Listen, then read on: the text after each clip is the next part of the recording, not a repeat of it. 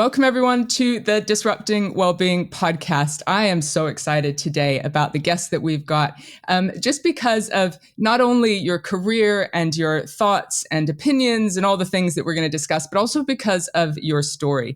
So I want to introduce Jon Smith. Now, he launched the world famous First Artist Agency in 1986. This goes back a little while. I'm interested in the context and history here. And with the England football team and Diego Maradona as his first clients, and has gone on to guide the careers of many of the nation's most celebrated players and managers. Now, he's got an incredible story that I only know a little bit about, so I'm really curious today. He's got a book out, so he's an author and a commentator on a variety of sports, social, political issues, and I believe in 2021 received his OBE for contributions toward charitable work. Jon, welcome to the show.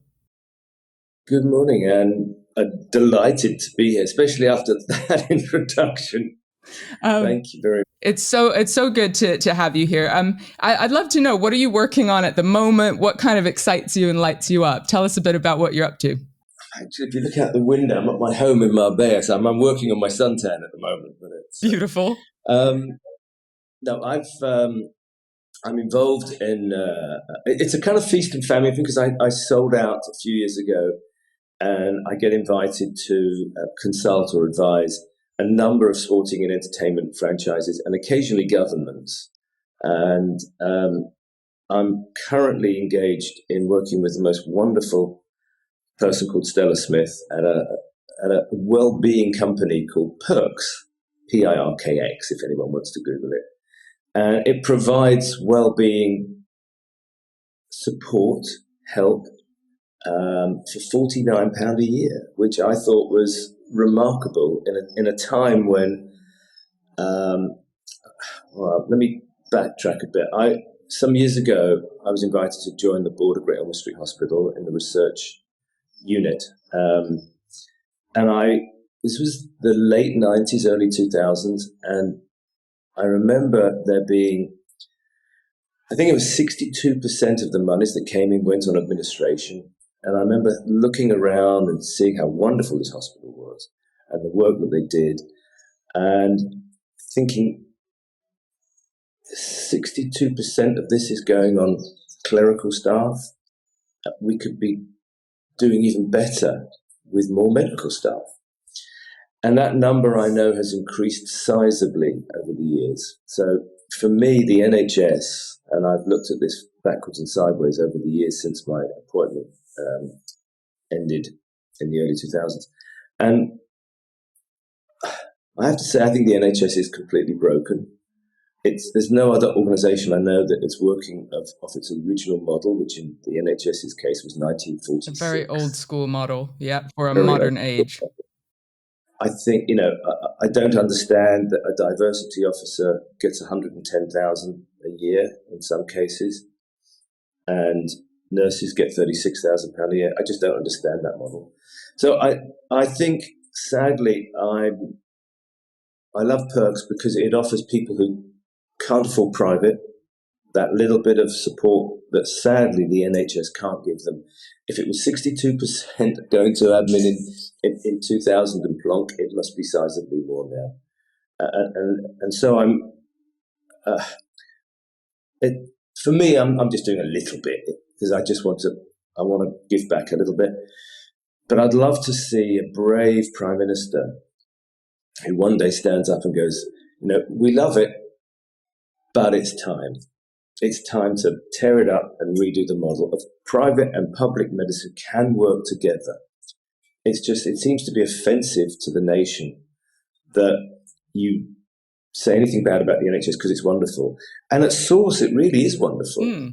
But the problem is trying to get into the source and sadly, I did my back in the gym the other week, and I was in the house on my own, and I was in incredible amounts of pain. Oh, no. And I was afraid that if I passed out, I was feeling very nauseous.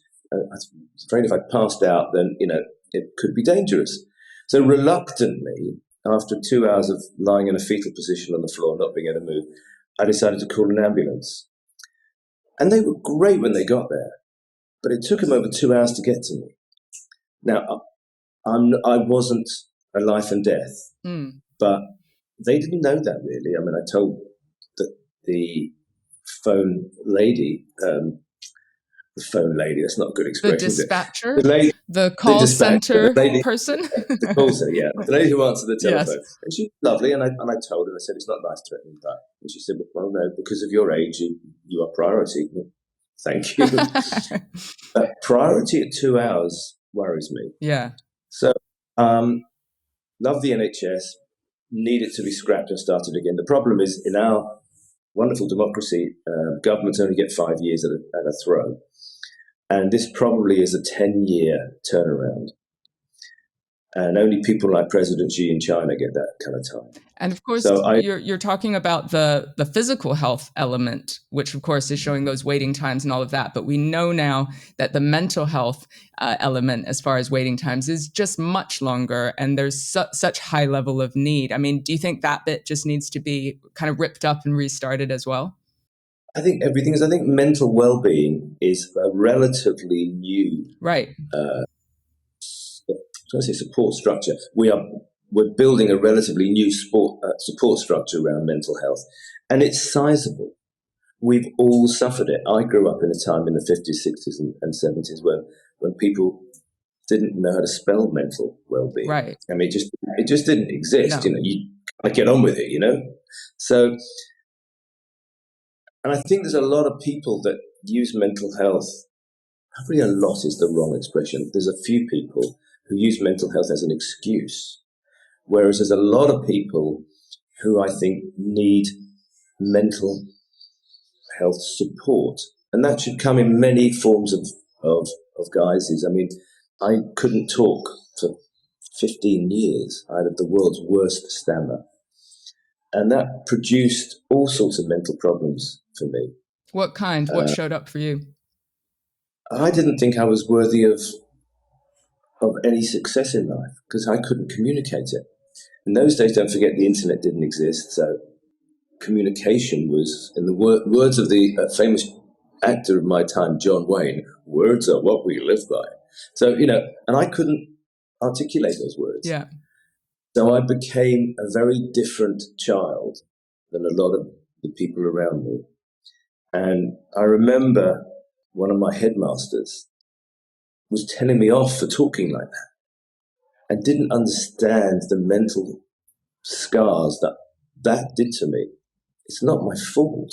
I needed help, and I needed help by somebody or people saying to me, if you can't communicate, we'll either help you communicate, or we will help you through dysfluency. We'll help you through non-communication if you really can't.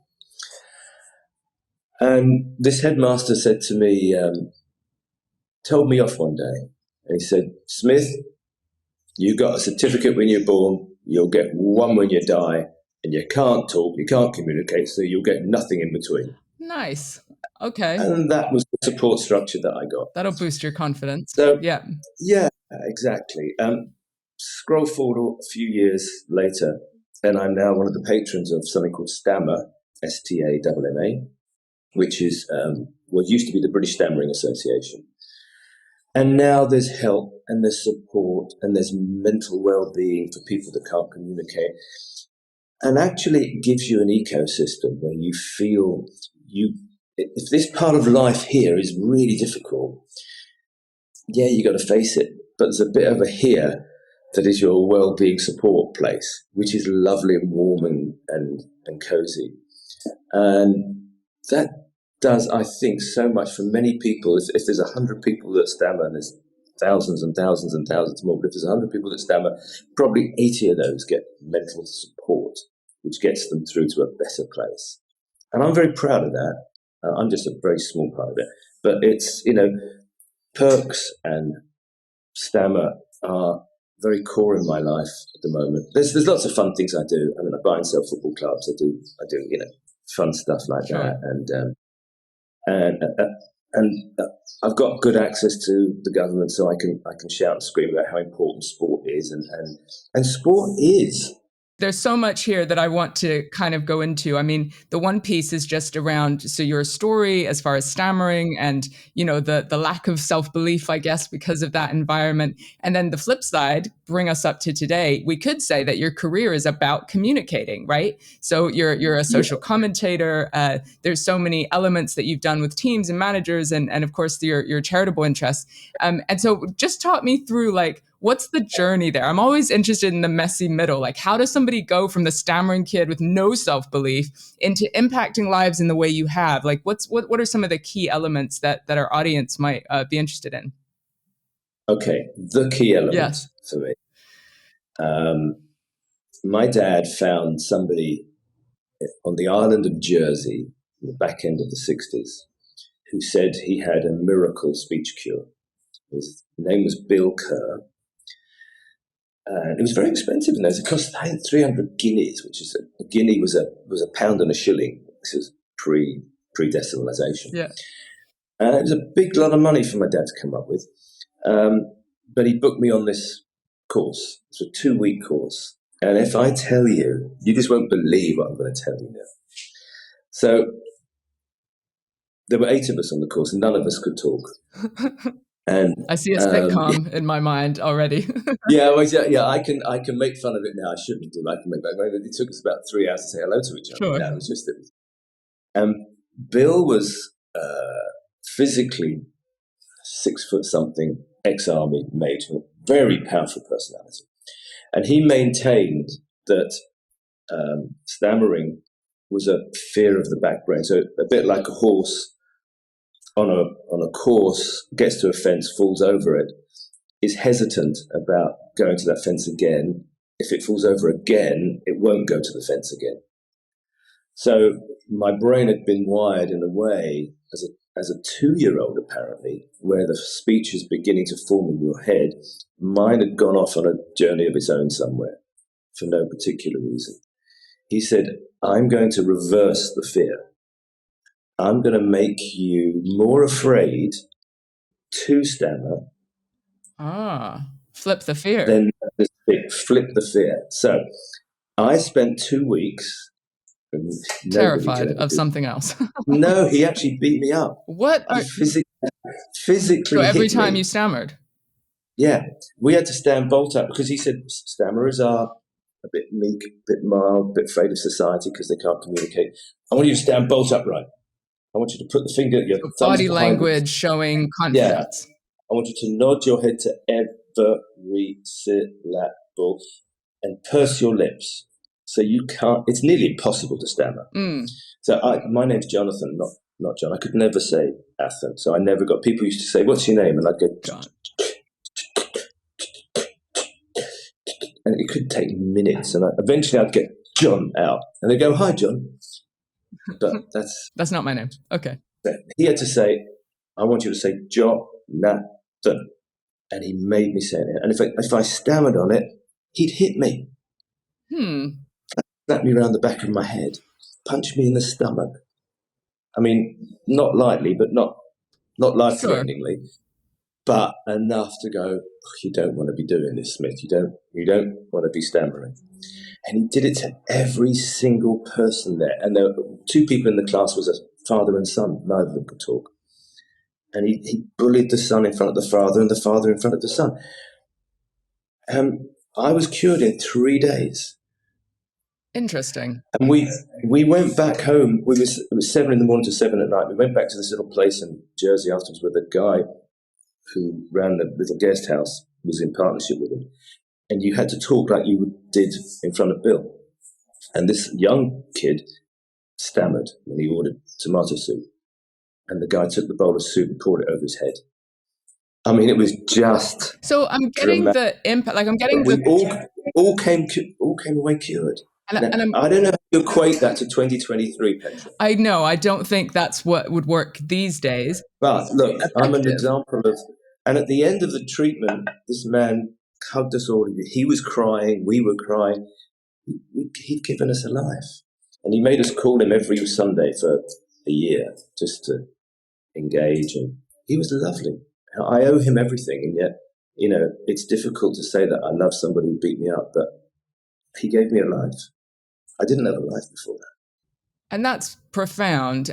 And I'm wondering if there was ever any ongoing trauma because of that. Because it was so dramatically successful.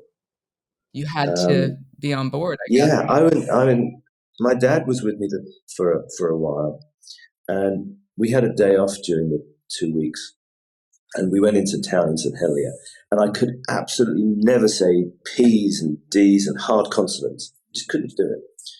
And we went into a shop, and Dad said to me, "Let's buy a polka dotted. Could you say that?" And I went up to the counter and I said, "Do you have a polka dot? Do you have?" Still speaking quite slow. "Do you have a polka dotted tie?" And the man looked at me, and I cried. Oh. We didn't know what was going on, and my dad was crying, and I'm like, and the poor guy in the shop was going, "What's this about? I better have the tie." No, we don't sell these. Go away. But that was it. The emotion was, for me, communication was so important, and my dad was really good at it. He's a good speaker. He was a great. He used to play guitar and banjo, and he played his banjo. And he used to sing and everything. So I enjoyed all that stuff, and I couldn't do any of it. So at 15, it was a world-changing event. And so I can see the skill development here, but how did the confidence just organically kind of come the more you did things that scared you? He taught us stuff, Petra. So the first week was a bit of a, excuse my language, shit show. Sure. We were getting beaten up a bit, and we were You're learning. like, where the fuck am I? Exactly. Yeah. Well, I was going to say that. What the fuck? Yeah. So, except we didn't use language like that in those days. Of course. So the second week, he rebuilt us. So he taught us stuff. I mean, one of the best things he taught me, he said, when you're in a one-to-one with somebody, and if you want a job and the guy from the company's interviewing you and he's intimidating you because he's sitting there looking at you, he said, look back. Don't ever look away. Because most people, when you talk, I'm doing it now, I kind of, look away. He said, look at the bridge of his nose or her nose. Mm-hmm. You will never blink if you do that. But it looks like you're looking in their eyes. You can't really see this on here. I'm looking at the bridge of your nose. Sure. I can do this all day, Petra. I will never. And I'm quite good at using it manipulatively or in a manipulative manner. And after a while, the other person always looks away. They always do this. And you think, got it. Almost a power play, like of confidence and of like owning the space. Yeah. And he gave me all sorts of tips. When I do speeches sometimes, he loved pauses. Which takes confidence to hold the pause, doesn't it? Yeah, because, Petra, when you're talking, a 2-second pause is only 2 seconds. But if you're the one pausing the process, it seems like forever. He said to me, pause and calm strength. Something that I've had put on I had this done as a 70th birthday present to me. It's PACS in old Aramaic script, because that's the message that he gave me. And so I do speeches, and then I just stop for a minute. And it really engenders the audience, because they don't quite know. Has he forgotten what he's going to say? Or is he about to say something? But everyone goes, and you've absolutely got them again. And you nail the message, that final message. Yeah. So those are the sort of things that we learned, and it was life-changing. So, yeah, it sounds like it. And then it sounds like you continued to use the kind of action, confidence, and skills to then develop into the career that you had. The other piece I wanted to pick up on that you touched on earlier was around some people using mental health as an excuse. And I think that these are the types of topics we want to touch on the Disrupting Wellbeing podcast, because we're quite politically correct these days of like, oh, the younger generation, or people need duvet days or time off, or this kind of, cotton wool kind of vibe, right?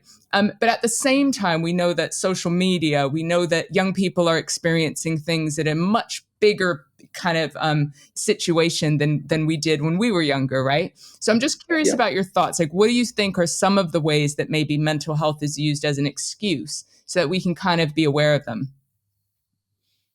Yeah, I do, and it's a bit like changing attitudes through life. I'm in my 70s now, so I've seen it from the 50s. Sure. I was very young in the When no 50s. one talks about this stuff. Yeah. No one talked about anything.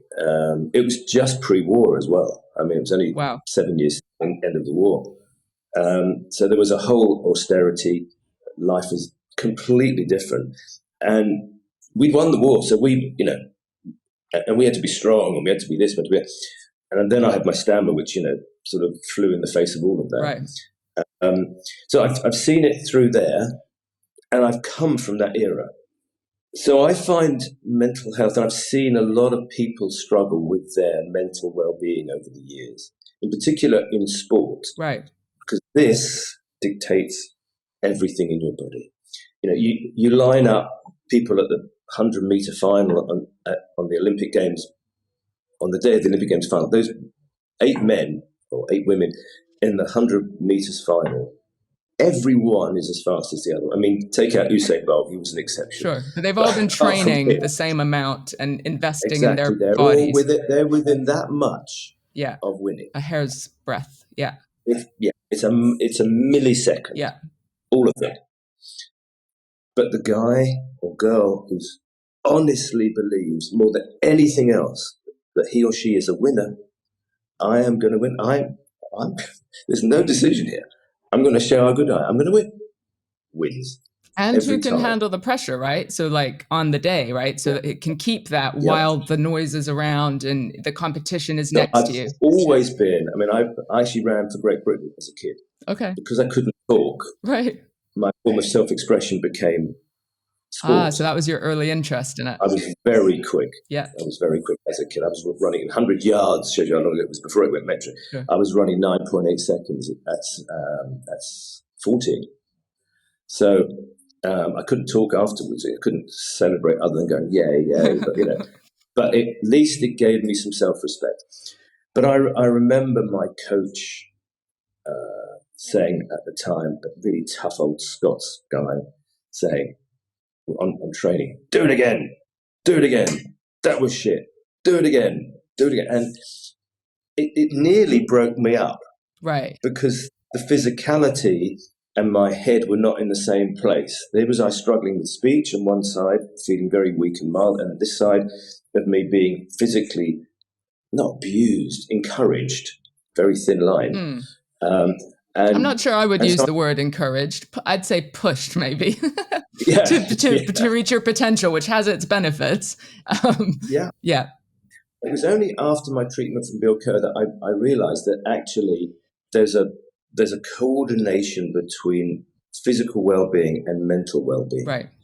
And so it was only just beginning to dawn on me, and I could see some of my fellow people. And I was in the era of Seb Coe, and Dave Bedford was my training mate. He was long distance, I was short distance. And we all started talking about the resonance of our mental health. We didn't call it mental health. We called it my mindset. Mindset, fitness. Yeah. So all of those things, but nobody ever did anything about it. We didn't have mindset coaches. Right, visualizing. Fucking do that again because that was shit. That was it. So it's been an interesting journey watching my children and their friends going through problems at school and people saying, mental health. And I'm trying to think, actually, that particular thing is not a mental health issue. That's something you got to be strong and just get through. However, that person's problem needs a wraparound, needs someone to care and understand and take them to a place. Too many people, this is a really unforgiving statement, and I apologize if it offends anybody, but I think too many people get instantly diagnosed with, she's got ADHD. Yeah. Maybe they've just got a rampant, energized body and mind. that was And me 6 hours after. in school doesn't work for you. Yeah, Yeah. no, I was after my speech cure. I wanted to take over the world. And I probably had ADHD, what would have been diagnosed as ADHD, because I was so energized. And I was jumping around and I was doing this and everything. And people go, ADHD. No, Yeah. I was perpetual motion. That's what I was. Because I wanted the world. I wanted the world to know me and see me. Look, I can talk. I'm going to drama school. I was shit at that, by the way. I'm going to be an actor. So I think it's a really interesting dichotomy. Mental health issues, mental well-being, which isn't necessarily a mental health issue. It's a mental well-being. It's a health, as much as going to the gym, it's a mental well-being. Do you meditate and get yourself into the right place? That's not a mental health issue. That's a mental well-being Normal opportunity. human opportunity. Yeah. Beautiful. Yeah. So you get those two now, and then there was what I came from, which was over here somewhere, so far away that it didn't recognize either. I think So I'm it's I'm been I'm with you there. Like that, we're seeing more and more research anyway, just around depression being a lack of connection, right? Living in cities, isolation, technology, sitting a lot, not moving, like these lifestyle factors that are just ordering in. Like there's the world of convenience is kind of right yeah, but impacts depression and anxiety. also it comes in lots of different forms. My first wife died of leukemia. Some years she was only 29, and my form of getting out of that, it took me years.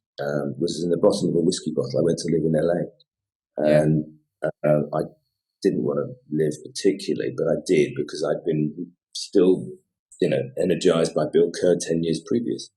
So I just lived in the bottom of a whiskey bottle and did drugs and stuff, and that took away the pain.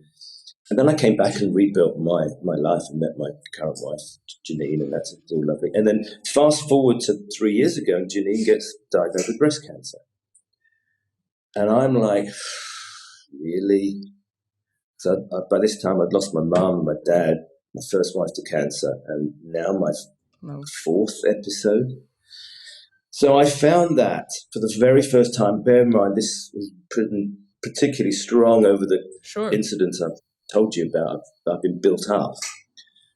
I really wobbled. And I found it astonishingly bad that there were moments, Petra, when I really wanted help. I wanted to be strong for Janine. She was brilliant. And by the way, she's all clear now. Oh, amazing. The treatment worked, and with her particular cancer, they've given her a long life prognosis because the cancer was so badly beaten. She's completely clear everywhere. And that particular one was quite aggressive, and it either comes back very quickly, aggressively angry, or it's a schoolboy bully and it's gone away. And that's where all the oncologists feel that she's in a really good place because everything's showing negative all the time, which is great. So anyway, but during the year of treatment, I was trying to do whatever I could to be supportive. And there were times when I thought, I'm really struggling. I'm really, really struggling. I had a lunch with Stella one day, and I talked it all through quite intimately with her because she was one of the very few people that I talked to. And I tried to get help. And honestly, Petra, it was shit. What kind of help? I phoned a number of people that were recommended. Like a friend of mine gave me a list of mental well-being support in Hertfordshire, where I live. So a counselor or something like that? Yeah, counselling. Yeah. That's all I want.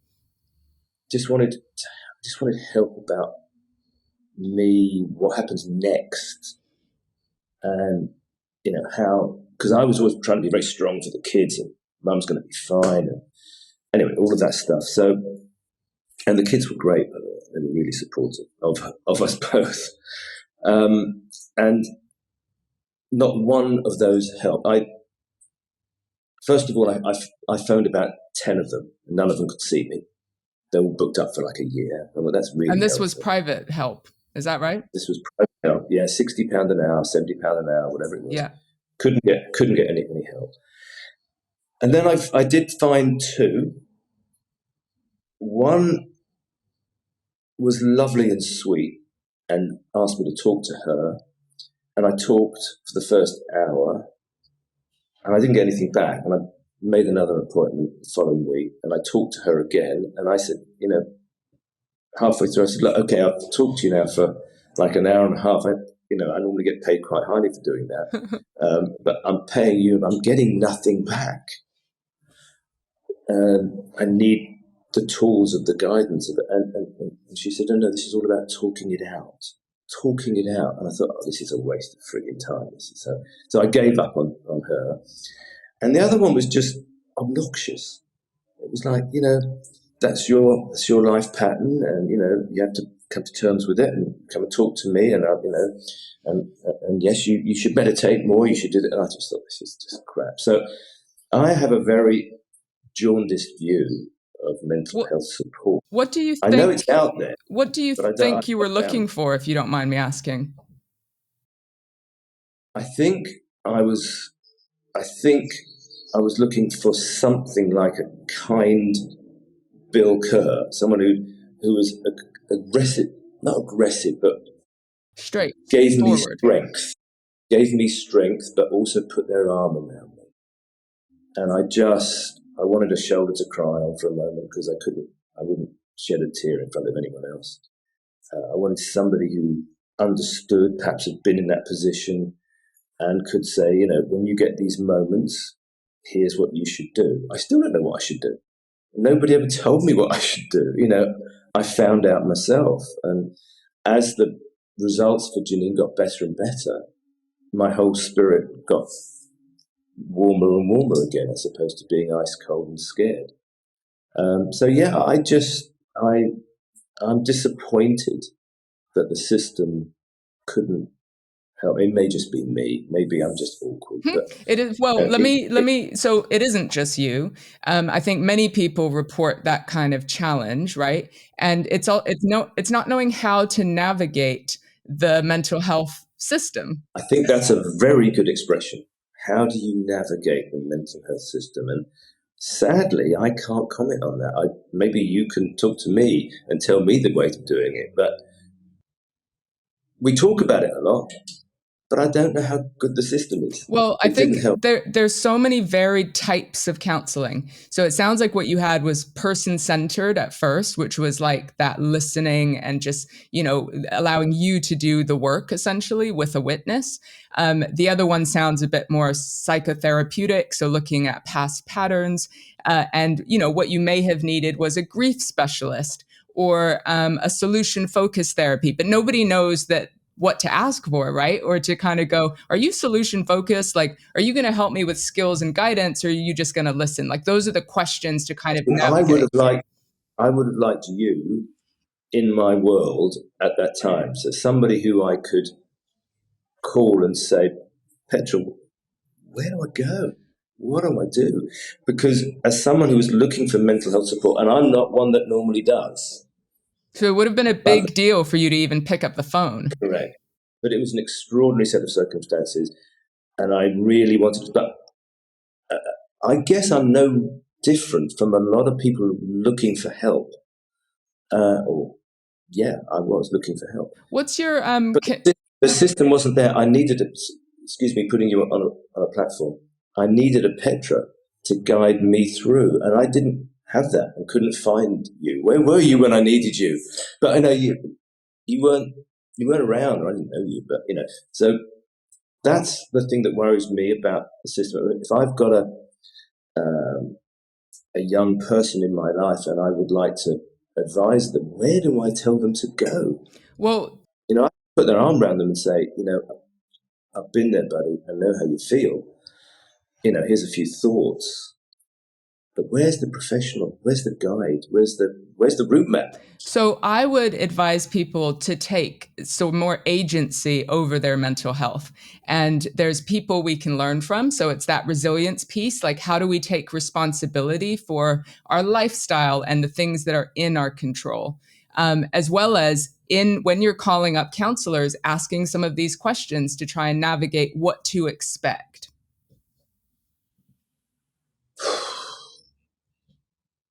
It's a really good question. And for you, I'm thinking, there were some triggers there of previous bereavement, right? And trying to manage a whole story. So that context would have been important, as well as it sounds like what you were looking for was when I'm in those crisis moments, how do I be strong for others? How do I manage in the small moments, as well as knowing the kind of wider context? Is that fair? Yeah, I think it was all of that. I just wanted somebody to, I guess, start to just share the load. That I felt like, the whole, I mean, I wasn't going through it. The chemo that Janine went through was brutal to get rid of this beast. And she was going through it and she was managing it. And, it was really difficult. I'd sit down with the kids and sometimes they'd say, Dad, it's really difficult looking at Mum at the moment, isn't it? And, how do you answer that? I'm trying to be the strong one and then thinking in the back of my head, what happens if she dies now? And trying to say to them, she's going to be fine. It's all going to be good. This is a piece of shit, but it's going to be okay. And, let's go out and have a drink and we'll figure it out. And then when all that was out, and the kids were really strong and Janine was great. And then, when she re-emerged after I used to call her my rag doll after each session. She'd be like a little rag doll, have to help her up the stairs. And this was a really vibrant, young, beautiful woman. She's 10 years younger than me. And she's blossomed now. She's come back and all her hair's come back and she's like really vibrant. She's that person again. But that's a 3-4 year journey. So very difficult. There was certainly so many different times, managing the news, managing the process, managing the pain and suffering of the process, and managing the rebirth. And then even without being, too intimate about it, how do you re-engender a marriage? How do you do the things that you do in a marriage, and how do you regrow that again? And there were times when she was really ill, and I didn't even want to give her a hug because I wanted to give her a hug and give her all the love I could and get some love back. But I didn't want to get too close in case I lost her again. Right. You're protecting your own heart and your own Trying to mental protect health. because I lost Lee and it was difficult. So in Janine's case, she's come through and we came through all that, but there was nobody to talk to. And I've told you more in the last 3 minutes than I told anyone who's trying to help me. This Because they does. didn't encourage. This just brings me to the topic of men's mental health, particularly. That notion of needing to be strong for others and not creating space for self. And of course, you've worked in the sports industry and with managers, and that's a whole other layer. And I'm curious your thoughts just around men's mental health, because there's you kind of supporting the family, completely struggling, being triggered, and perhaps not having a support network, even outside of the more professional counselor side of things. I mean, what are your thoughts just on asking for help in that sense? Well, it's interesting, isn't it? Because I mentioned, just to finish that bit on Janine, she was great and she gave us the mental strength to give back in a way. Got it. But the kids and I kind of just gave each other everything. And so it was a really strong unit all working together. And ultimately, we've all come through, and life is back to inverted commas normal again now. Because you never forget it, but it's there. But it's a new life, and life is good. And the marriage and our kids have got married now in the last year. Both of them got married, so it's been a lovely time, and we've become grandparents. Amazing, So congratulations. all of that was lovely. And a real blessing, and you really do appreciate it. And being a happy married couple with grandchildren now, it's a real blessing. So I'm very grateful to God, or to the universe and its strength. So going back to the more pertinent issues, I guess, of where I work, a prime example of something that worries me a lot, and there is no support. So in the football world, the big clubs, all the clubs, sign kids from a very early age. So you can be signed from 8, 9, 10 years of age. So you say you're a Manchester kid and someone spots you at the school, says to somebody, to one of the Manchester United scouts, of which there are many, oh, this kid's really great. And he goes into the junior team. Now he's playing for Manchester United and he's 8 or 10 years old, 12 years old. And he's in school. He's a frigging hero now because, that kid plays for Man United. He's going to be the next. I think George Best is probably too old a name.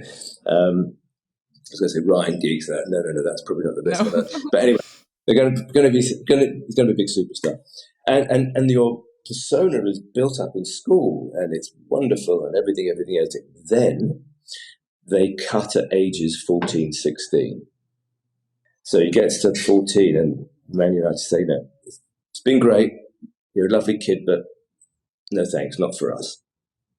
And you walk out of that meeting, and it's only done in a meeting, and your world has disappeared.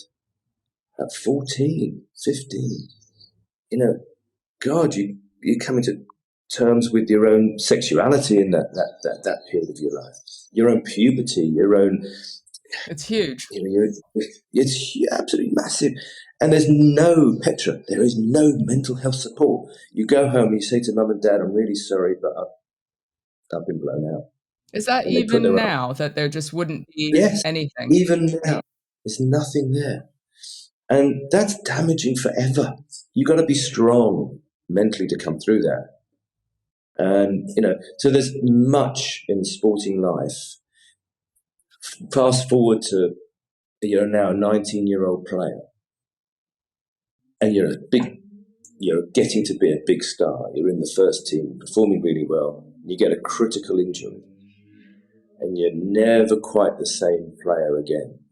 Now you're getting a bit of crowd abuse. Now that all those star-studded pathways that were open to you aren't actually open to you because you're not that player anymore. Your whole identity that you thought you were working towards is completely obliterated, and you've got to reinvent yourself. So at that point, though, there is mental health support at football clubs. But don't forget that mental health support is dealing with all the pros and everything else as well. So you're just part of that. And you do get help, but there's not really, where do you go and seek that when you leave the football club that day, that month? You've got to find your own support. And that's difficult because that's a really specialized piece of mental health. And those, as much as we're aware of it, Petra, we talk about it, the actual, as I said 10 minutes ago, the actual help pathway is not there. Somehow it's just not there yet anyway. I'd like it to be, and I think it's getting there, but I think we've got to do more than talk about it.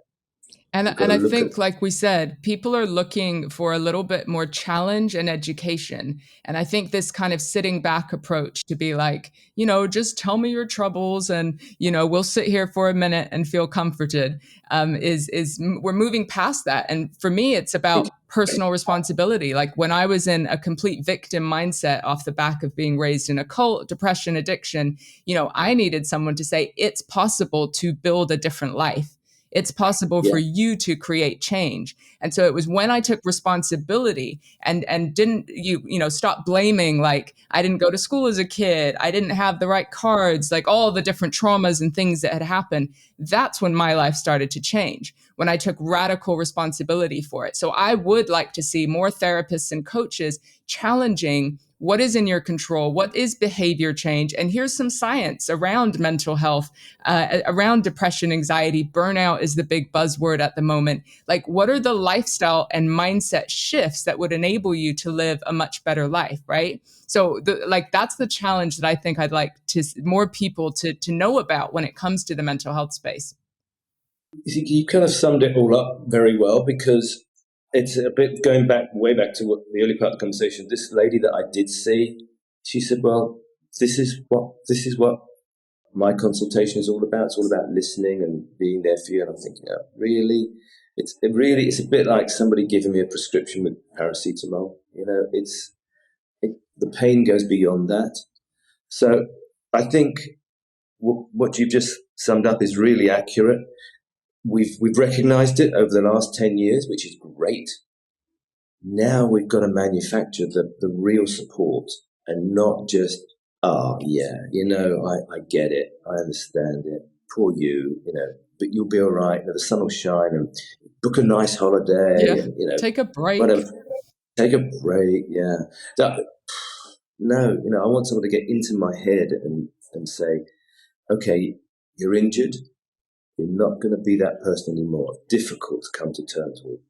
But here's all the opportunities that you in yourself can develop. I can't tell you, which football club around the world might want you now. But what I can do is I put your mind in a place where it's in sync with your body, so you know that there's a pathway that is made for you. That's what people want, I think. Well, not bland, get soon. Yeah, so I think we're pathologizing normal human emotion. So that is like a natural disappointment from an extreme set of circumstances, right? And normalizing that rather than diagnosing it is actually the more useful support, I think. Yeah, and I think, if we go to the story of the little 14, 13, 15-year-old kid who's axed by Arsenal, sit down with him or her and say, look what you've achieved. Look what the calling card says. Look where you can go with your calling card. Okay, you're not going to, at least for today, you're not going to be paid £100,000 a week and play for Arsenal. But that's not to say you won't play for another club or you won't do this or that. Don't give up. Or also use those experiences to achieve what you can in your life by taking all that you've got and your calling card that you played for Arsenal and everything else. It's a positive in life that a lot of kids down here don't have. So it's giving people, as you say, don't pathologize it. You have to action it. And that's where I think there's still a big gap in mental well-being support in the world today, or certainly the British world today. When I do a big TV show, if I do like a news night or something like that, where, you're going to get proper time and you're going to be questioned, forensically. Sure. I go into there's always a little green room or somewhere where, everyone gathers before. I do that, then I disappear into the toilets for about 5 minutes beforehand, and I get my head into my place where Bill Kerr said, you are, and he used this language, he said, you are fucking great. You are really good. And just whenever they come at you, pause and dictate the circumstances. Just pause for a second and get your head. And I took that into negotiating tactics as well. If I'm in a big negotiating session, I have been with some of the biggest names in the world, like Roman Abramovich and he was at Chelsea and people like that. And I couldn't answer the questions. I always keep a little briefcase. I know briefcases are not fashionable these days, a little bag now. Sure. And I go, yes, excuse me a minute. I just want to get something. I haven't got anything in the bag. I'm just using that time, buying myself a big pause to answer that question. Just the best advice, unless it's an instant question you're getting on a TV show. Okay, give us your answer now, but you still got to remain calm. Normally, in everyday life, just be calm and pause. You can control your environment. Unless you're in a burning building, in which case get the fuck out. But you know what I mean? Just in everyday life, you are in control. You can put yourself in control of every circumstance, with physical exceptions. And that's it's a bit arbitrary, but that's the advice I would give. You can be in control of yourself in any environment. Beautiful. Well, what I'm just quiet pause. Yeah. Pause is the biggest word. And what I'm hearing is, there's things you can take control of. It's also a skill. So it takes practice to pause and feel that fear element first. Not everyone has a Bill Kerr, right? So you may feel the fear, but taking that practice to do it anyway allows you to control the narrative rather than it to control you, I guess. Absolutely right. And there's an easy way of taking the first step. One day, Petra, in the coming weeks, you and everyone else will have someone confront them. Maybe in a shop, you may have a argy-bargy with another customer. Something in your life will become confrontational because life gets that way. Instead of reacting, just pause for a second. That puts you in control of the situation and allows you to sum it up. It's amazing how quick the brain sums it up in split seconds.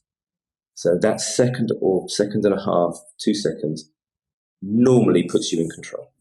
Learn to respond rather than react. Beautiful. Jon, thank you Correct. so much for your time. I do feel like I could talk to you all day.